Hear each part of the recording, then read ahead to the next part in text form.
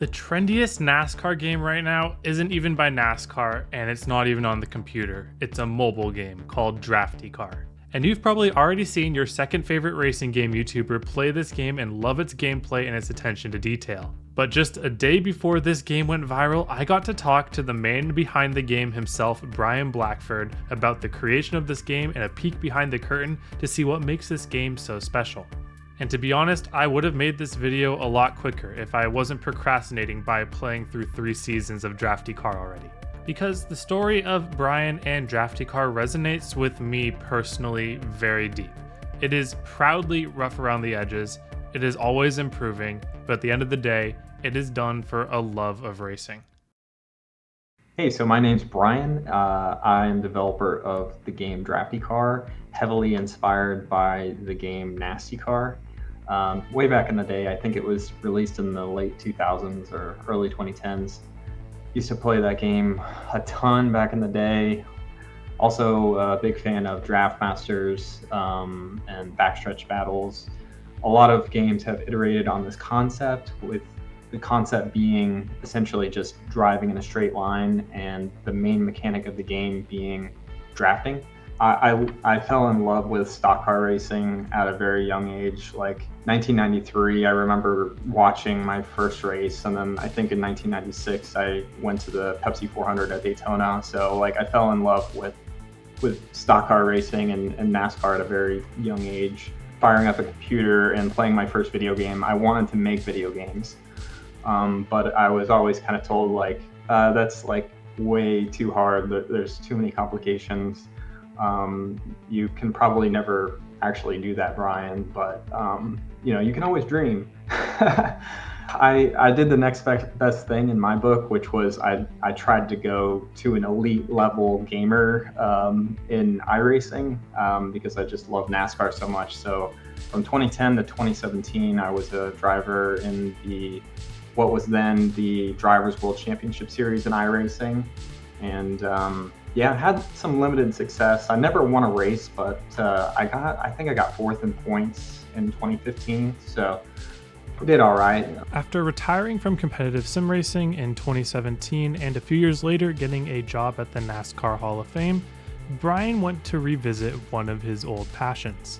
After the pandemic broke out, I really wanted to up my skills in a lot of different areas, but the main one being game design, game development. I already had like a tiny bit of Blender knowledge, just working with 3D models and stuff like that. So modeled some basic tracks, but basically how I got started was I was actually crew chiefing Landon Castle during the Pro Invitational in 2020. After being enlisted to help Landon Castle for the iRacing NASCAR Pro Invitational series, Brian found a spark of inspiration from an unlikely place.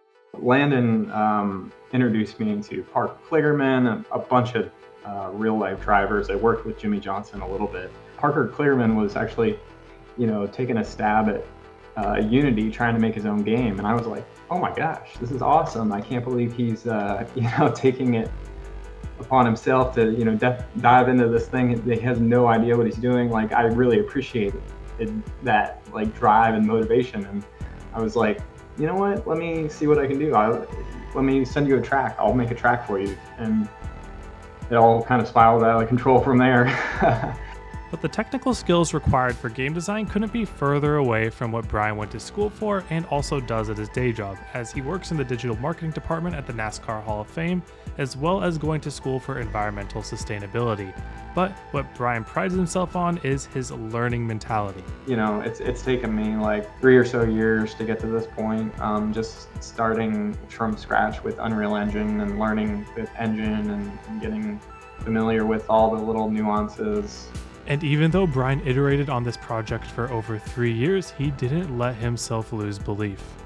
If somebody in your life is telling you can't do something, then that should only give you more motivation to do it. And because in my scenario, I wasted about 10 or 15 years of my life thinking that I couldn't do something, and then realizing, oh wait, I actually can do this. I just need to put in a little elbow grease and blood, sweat, and tears and all that But that doesn't mean that Brian's hard work translated to instant success, as his first game, Speedway Ringers, barely even got off the ground. And my first game, I think people played it maybe for a couple days, and I think it was a complete like ghost town. Nobody played it ever again. And I probably spent like a year and a half on that game. The act of like going through the process of releasing the game, just failing a bunch, like failing over and over and over, and thinking like, this is never going to actually turn into something. Like, you just have to go through that process. You have to release. One of my the heroes says you have to release 3 crappy games in order to release 1 good game. After building up a baseline of skills for game development, it was on to the next project. So my friends, when they saw that I was like toying with game development, they were like, dude, you've got to revisit this Draftycar concept. It's going to be, it would be so popular. People would love it. People would just eat that up. So I was like, okay, yeah, that's really simple though. Like, I wanted to make a real game, like a really hard game to make.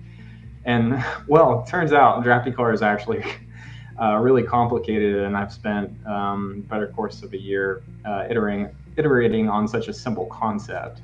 This is like the entire graph for the race car. So, and like I said, a ton of stuff is actually like, this node in particular is like just related to post race.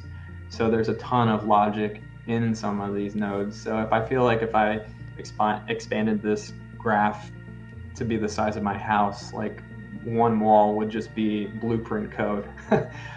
Just because it does take up a lot of real estate just with these like nodes that are relatively small, but they do add up a lot.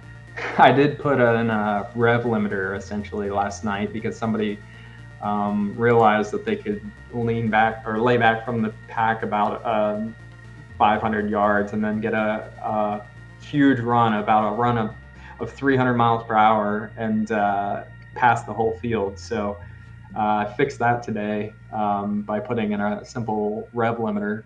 But even though Draftycar includes some gameplay features not seen by this type of game before, such as crashes, adjustability in the car, tire wear, and so on, the thing that Brian is most proud about is his attention to detail in stuff outside of the driving. When I first learned how to like have people hit a button and their car show up in the garage, and then they could enter that car into the race, I was like, okay, I've got something here that might be fun. And we can iterate from here, but I'm having fun at this point. Like, I can, I'm able to do a race weekend. I'm able to do a race. It's keeping track of a couple of stats. This is cool enough for me, but let me expand on it as much as I can. So that's what I've been trying to work on. I think the big thing is actually the stuff that happens that when you're not even racing. It's the stuff that nobody even thinks about, like switching your view in the garage to look at a different garage bay. That's like so incredibly complicated that but nobody thinks twice about it. It's like the simple things, like that. The simple things you think that would be really easy, it's actually like really complex, and you just have to work through a lot of various problems. What I'd hang my hat on is this on my screen. It's this widget blueprint. WB stands for widget blueprint. It's essentially just a graphical user interface, but you can install a bunch of logic essentially on that, and widget blueprint career. So there's so much that's happening in between a race weekend that needs to happen in order to have a functioning career mode. I'd say I'd hang my hat on that. But what exactly is the difference between a game with good gameplay but lacking details to another game with similar gameplay but details that only a racer could know? The driving stuff in particular is probably less than everything else, just because you have paint schemes. Like, paint schemes have to get done, and I've had a couple of buddies actually help me out with paint schemes here and there, so that's helped a lot. So shout out to Chris Overland, Jake Nichols. They've helped me a little bit. Brandon Gattel, he's the spotter. I had that core mechanic down of the driving down pretty quickly. I could have released it just with the driving. Like, oh, okay, load up a race and drive and finish in a spot, and that's it. So yeah, those physics were done pretty quickly, but everything else was like the chunk of the time for sure. And how important is it to love NASCAR and NASCAR gaming when you yourself are making your own game? It's hard to put into words how much that helps when you're creating an experience like that, because I'm reliving memories from my childhood. Like, what happened when a race ended in NASCAR Thunder? What happens in career mode in this specific game that's not racing related, but how can I apply it to racing? Ultimately, like, if you're passionate about what you're creating, you're gonna put in like the extra 3 hours it's gonna take to get that random feature that somebody needs in order to fix a problem that they're having out the door. Like, you'll do it because ultimately it's gonna affect you, because you're gonna play the game too. And so, a few days after recording this interview, I am extremely happy to see how well this game has been received. Everybody's raving about it on Twitter. You see Bubba playing it in the hauler before the NASCAR race. You see Jeff Gluck tweeting about it. Just everyone in the community coming together to enjoy the detail and the love put into this game. And this all really shows to be successful in something creatively, you don't need the formal training. What you need is a passion, a willing to learn, and knowing what the audience wants. And note, this video is not sponsored, so click the link below and check the game out. Thank you all for watching. Hope you have a wonderful day, and I hope to see you all on the track.